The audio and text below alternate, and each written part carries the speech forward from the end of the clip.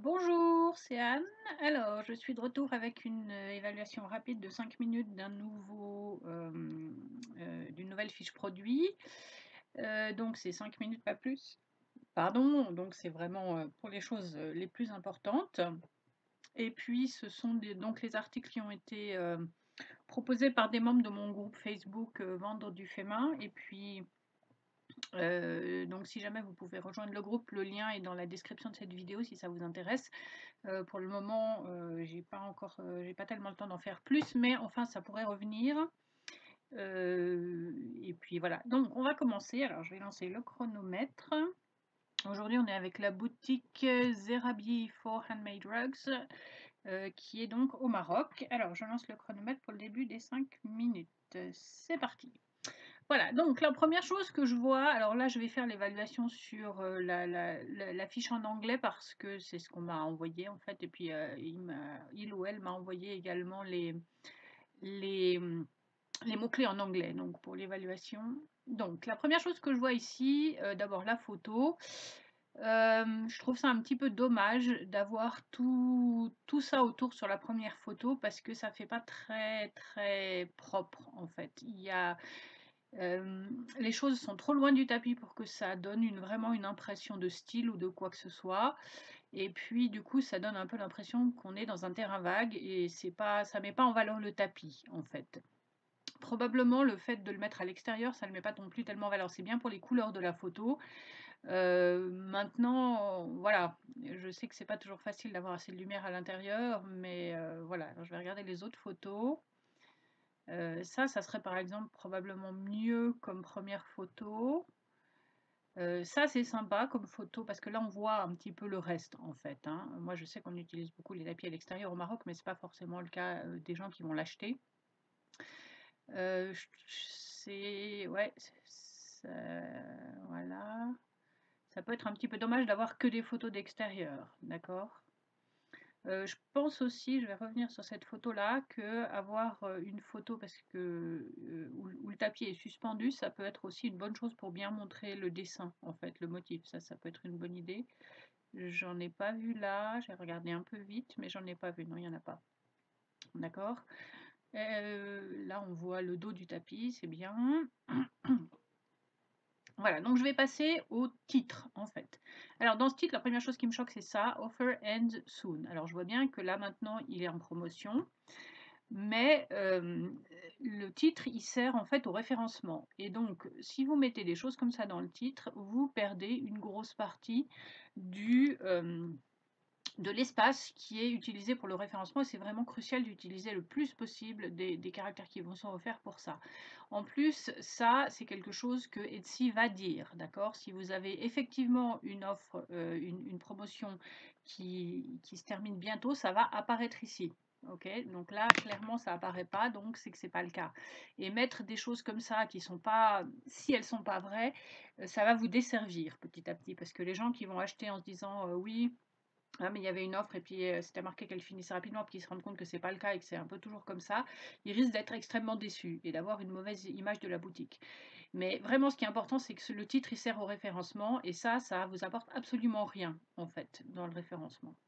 Ensuite, le titre ici, il me paraît bien écrit dans le sens où il est descriptif, mais je pense qu'il y a encore beaucoup d'autres aspects descriptifs qui pourraient euh, être être utilisé. Et puis, je pense aussi, d'un point de vue pratique, par exemple, il faut bien rechercher les mots-clés parce que white and black, je pense que la plupart des gens, ils cherchent black and white quand ils cherchent ce genre de couleur-là, d'accord? Donc, faites des recherches pour vérifier quels sont les mots qui sont vraiment utilisés et ces mots-là, il faut les répéter dans le titre et dans les tags, ok? Alors ici, par exemple, je vois des losanges, je vois un motif géométrique, tout ça, ça pourrait être mis déjà dans le titre aussi. Je vois qu'il y a des franges aussi. Alors, les franges, ça fait partie de l'aspect du tapis. D'un point de vue style, je ne sais pas, est-ce qu'il pourrait être marqué comme peut-être moderne, contemporain ou alors rustique. Enfin, toutes ces choses-là, c'est des choses que vous pouvez mettre là-dedans. C'est vraiment important. Et puis aussi, bah, où il pourrait être utilisé, dans quelle pièce il pourrait être utilisé. Tout ça, ça peut être ça. Puis aussi un truc que les clients aiment beaucoup, c'est d'avoir la taille du tapis directement au début, en fait, ici, du titre, parce que ça n'a pas beaucoup d'intérêt pour le référencement, mais ça permet aux gens de se donner très très vite, quand ils font une recherche, une idée de qu'est-ce que c'est. Vous voyez ici, là, il y a des résultats de recherche. Si au début, ici, il y avait la taille du tapis, ça ferait gagner beaucoup de temps, en fait. Et ça veut dire que les gens qui vont cliquer dessus, c'est les gens qui sont déjà intéressés par les tapis de cette taille-là. Ça vous fait pas perdre du temps. Il ne faut pas croire que le fait de demander aux gens de cliquer s'ils ne sont pas vraiment intéressés, ça va être un peu intéressant pour vous. Ce n'est pas forcément le cas, d'accord? Alors, on va venir maintenant sur les tags, parce que j'ai pas mal de choses à dire dessus. Alors, ils sont censés être là, et ça se charge pas très très vite, non? Alors, pourquoi ils se chargent plus? Attendez, je reviens là, ils sont là, voilà. Ah, alors voilà, les 5 minutes sont écoulées, mais je vais quand même dire ce que j'avais à dire sur les tags. Je vois ici que les tags, ils se répètent énormément. Et ça, c'est de nouveau de la place perdue, en fait, pour le référencement. Il faut utiliser d'autres mots, beaucoup, beaucoup plus de mots différents. Ici, on a beautiful, j'ai compté, il est 3 fois dans les tags, d'accord? Alors, c'est pas nécessaire. En plus, c'est pas quelque chose que les gens vont chercher parce que c'est trop général. Et puis en plus, c'est complètement subjectif, donc ça ne décrit pas votre objet, et donc du coup, c'est un tag, déjà il sert à rien dans l'absolu, mais alors en plus, si répété 3 fois, c'est vraiment de la place perdue, d'accord? Ensuite, rug, il est aussi répété, je ne sais pas combien de fois là-dedans. Pareil, sauf si vous essayez de matcher un tag précisément, c'est-à-dire par exemple large Moroccan rug, et que ça, vous savez que c'est un tag avec les 3 mots à la suite et dans cet ordre-là qui ramène du trafic et de l'engagement, auquel cas ça vaut la peine de répéter. Répéter le même mot 50 fois, c'est de la place perdue, d'accord? De nouveau, il y a plein d'autres mots ici qui pourraient être utilisés. Puis les mots colorful, par exemple, c'est pas, adapté à ce produit-là. Il est noir et blanc. Noir et blanc, c'est pas considéré comme colorful. Donc, essayez d'avoir des mots-clés qui soient vraiment bien descriptifs, qui correspondent, et surtout d'utiliser en fait tous ces mots de manière pas répétitive, parce que c'est vraiment de la place perdue. Et puis rug, on l'a déjà ici, je ne sais pas combien de fois. Donc ici, si vous voulez mettre homemade rug, d'abord vérifier si homemade c'est plus recherché, si c'est en 2 mots ou si c'est en 1 mot, mais c'est pas la peine de répéter rug. Rug, il est déjà là, donc Etsy, il va trouver les 2 mots, il va trouver homemade et rug, même s'ils sont pas dans la même case, d'accord? Et là, il y a vraiment énormément de place perdue, voilà, dans ces tags. Alors voilà, j'ai pas eu le temps de regarder la description, je vais juste peut-être y aller rapidement, alors très rapidement, si je la trouve, je sais pas où Etsy l'a mis aujourd'hui, ici, voilà. Alors là, on a les dimensions. Avoir les dimensions seulement, ouais, alors ça dépend un petit peu où vous voulez vendre, mais seulement en pouces. Ouais, alors, je vois, j'ai rien dit, je vois qu'ils sont ici en mètres, en centimètres et en pouces, donc ça va.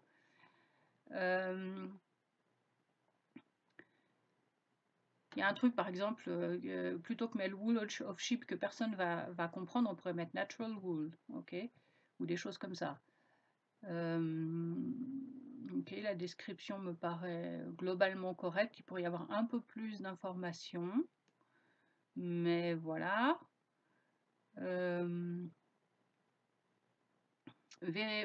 il faut dire vraiment précisément si le tapis il est en stock ou pas en stock. En lisant la description, pour moi, c'est pas totalement clair, d'accord?